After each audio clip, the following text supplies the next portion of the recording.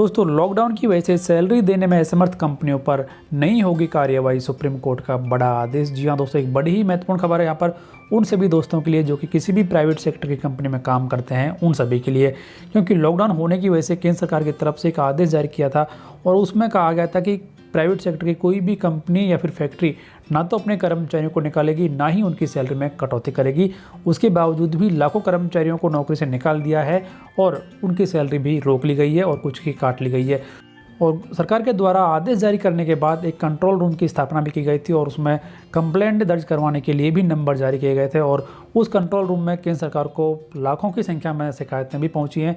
लेकिन अब केंद्र सरकार के इस कदम के खिलाफ कंपनियों ने सुप्रीम कोर्ट का रुख अपनाया है और सुप्रीम कोर्ट ने एक बड़ा ही महत्वपूर्ण फैसला यहाँ पर दिया है, जिसका असर उन सभी कर्मचारियों पर पड़ेगा जिनकी की सैलरी रोक ली गई है और या फिर जिनको नौकरी से निकाल दिया है।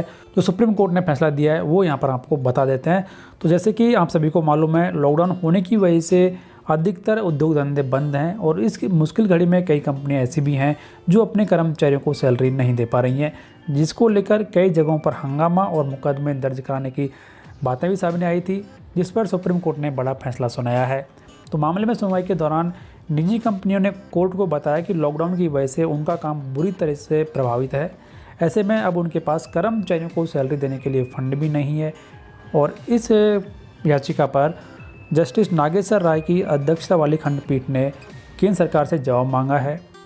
और ऐसे मामलों में जब तक केंद्र सरकार जवाब दाखिल नहीं कर देती है तब तक कंपनियों पर मुकदमा दर्ज ना किया जाए और ना ही उन पर कोई कार्रवाई की जाए। तो दोस्तों यहाँ पर एक बड़ा ही महत्वपूर्ण फैसला दे दिया है और कंपनियों को राहत दे दी गई है कि ना तो उन पर कोई कार्रवाई की जाएगी और ना ही उनके खिलाफ कोई मुकदमा दर्ज यहाँ पर किया जाएगा।